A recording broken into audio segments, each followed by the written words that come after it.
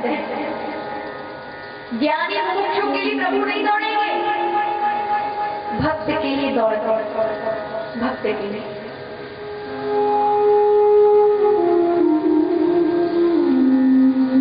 तो महाराज हमें तो मुक्ति प्राप्त हो, मुक्ति की कोई कामना नहीं। हमारे ब्रजवासी कहते भी हैं, नहीं ब्रह्म सुकाम कछु हमको बैकुंठ की राह न जाननी है।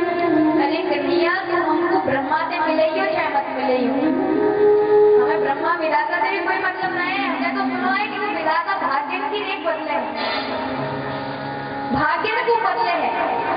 हमें भाग्य नहीं चाहिए, हमें बैकुंठ भी नहीं चाहिए। बैकुंठ की राह न जाननी है, ब्रज की रज में है के मिलो यही प्रीत की रीत की भाव। तू तो बस ब्रज की रजनी बना दियो है। 84 लाख योनियों में यदि तू हमें डाले तो ब्रज में डालियो, कोई पत्ता ही बना दियो, कोई चीटी बना दियो, कोई धूल को कणी बना दियो, पर बने हो ब्रज में। क्यों? यदि तू मनुष्य को भी जन्म देवे हो तो बल वल्लभ गाय चराया करूं, सुनि गायन की दोहरावनी है। नन नंदन की तेरी पे घिस के हमें कर्म की रेख मिटावे। लेकिन गाय चराया करूं, अगर नहीं भी चराऊं तो कम से कम देखो करूं भक्तन ने संतन ने। महाराज ब्रज की रज का बड़ा महत्व है, कितनी पुण्यशाली लोग ब्रज में जाते हैं। महाराज गिरराज जाएंगे, वहां जाएंगे, वृंदावन जाएंगे। कभी सोचे कि ब्रज में जाओ और ब्रज की महिमा को ना जानो। जिस रज पे आप चलते हैं ना, उस रज को मुख में लेना चाहिए। वह रज इतनी पवित्र है महाराज, उस रज पे ठाकुर जी नंगे पांव चले हैं 11 वर्ष, आज भी चलते हैं। ठाकुर ही नहीं, अभी तो उसके बड़े बड़े भक्त चलते हैं।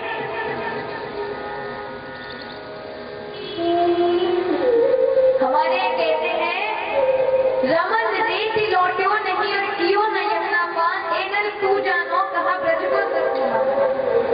तुम गए और महाराज वहां की रेती में ना लौटे, ना ही अपने मुंह में महाराज ब्रज डाली, ना जमुना जी को जल लियो। तो महाराज ब्रज में जाके भी वो कहते हैं ना कि आदमी कुएं के पास जाकर प्यास रहेगा। तो ब्रज में जाते हुए ब्रज में महिमा, ब्रज का महत्व नहीं समझ पाते। ब्रज में बहुत से जाते गिरिराज जी की परिक्रमा में पैदल नहीं रहेंगे, जूते पहन के रहेंगे। ये कोई महाराज हमारी परिक्रमा है? महाराज उस रज पे चलने का बड़ा महत्व है। अन्य तीर्थों में हम जाते हैं, हमारा दान पुण्य करते हैं, स्नान करते हैं, जप करते हैं, दर्शन करते हैं, तब जाके फल हमें प्राप्त होता है। और ब्रज का हमारा प्रमाण है कि उसमें मात्र चलने, केवल चलो, चलने से सारे पुण्य मिल जाते हैं, केवल चलने से। कितना सरल महाराज ठाकुर जी का धाम है। इसलिए भक्त सदैव कहते भी रहते हैं, क्या कहते हैं?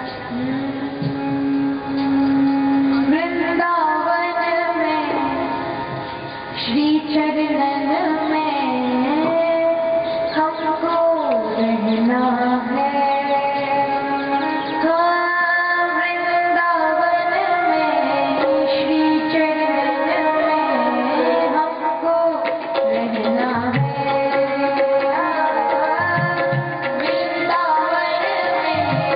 श्री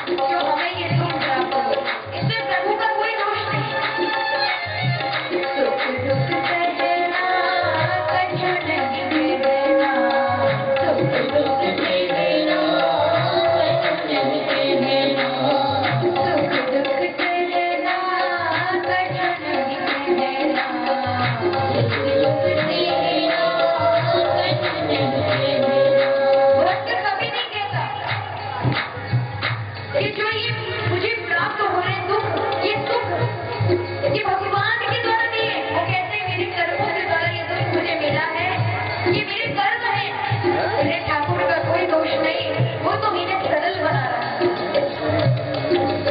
एक महात्मा जी के महाराज वृंदावन है, तो महाराज बड़ा भजन करते थे ठाकुर जी का, बहुत भजन करते थे। एक दिन उनके सामने एक काले रंग की मूर्ति प्रकट हुई। वो महाराज पाप थे। महाराज से कहने लगे, महाराज हम पाप हैं और आपने वो पाप तरफ किसी अवस्था में धोखा है। संत ने कहा, भैया हमारे पास तो समय नहीं है, तो भगवान का भजन करते हमारे पास कहाँ समय है। बोला, भले ही आपका समय ना हो पर आपको तो भुगतना ही है। कहा, तो ठीक है भैया, कितना समय लगेगा। बोला, 12 वर्ष। संत जी ने कहा, भैया 12 वर्ष तो बहुत होते हैं, हमारे पास तो समय नहीं है, हम तो ठाकुर जी का इतना भजन कहाँ से करेंगे जो भगवान के समय देंगे। ले देंगे बाद महाराज 12 महीने में। अभी महाराज ने कहा, ये भी बहुत बड़ी बात है, 12 महीने भी हमारे लिए बड़े हैं, कुछ कम करो।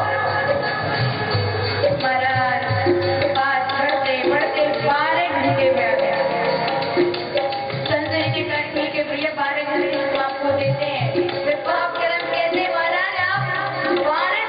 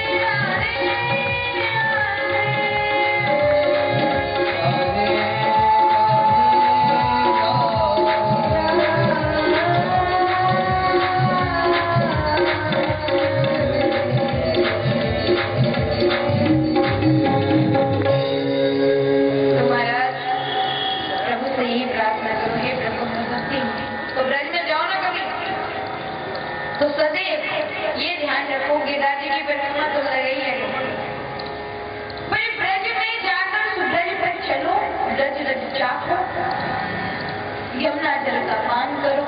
और सबसे बड़ी बात महाराज, आपको एक विशेष रहस्य की बात बता दूंगा। ब्रज में जाओ और यमुना मैया के निकट, यदि आपको वास्तव में ठाकुर जी को प्राप्त करना है तो ब्रज में महाराज जाकर यमुना नदी के किनारे बैठकर गोपी गीत का पाठ करें। और गोपी गीत का ही पाठ नहीं आता तो महाराज बैठ करके यमुना जी से ठाकुर जी के प्रति प्रार्थना करो, हे यमुना मैया हमारे से नल नंदन का श्याम सुंदर का मिलन करा दे, हमें उसकी भक्ति दे। देखो महाराज, यमुना मैया साक्षात भक्ति का स्वरूप है। कथा आदि भागवत में भी कि जब ठाकुर जी स्वधाम को चले गए तो उनकी जो 8 पटरानियां थी वो तो मतलब ठाकुर जी की मतलब अष्ट प्रकृति थी, उसी के समय उसी समय नष्ट हो गई, रुक्मणी सत्यभामा आदि। पर हमारा 16,100 रानियां थी, उनको अर्जुन लेकर वृंदावन में आ गए। तो महाराज वैसे ठाकुर जी के वियोग में सदैव ना तो कुछ गहने पहनती थी, ना कुछ भी सुहाग का कोई सामान नहीं कुछ प्रयोग करती। तो यमुना जी को जब भी देखती थी तो क्या देखती कि यमुना जी पूरा हमारा श्रृंगार करके घूमती थी।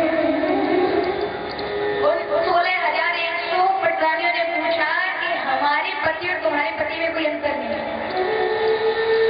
हम भी जिसकी पत्नी है तुम भी उसकी पत्नी हो, हमें इतना वियोग है कि हमें कुछ भी श्रृंगार नहीं भाता और तुम इतना श्रृंगार करके घूमती हो, क्यों? तुम अपने पति का दुख नहीं है?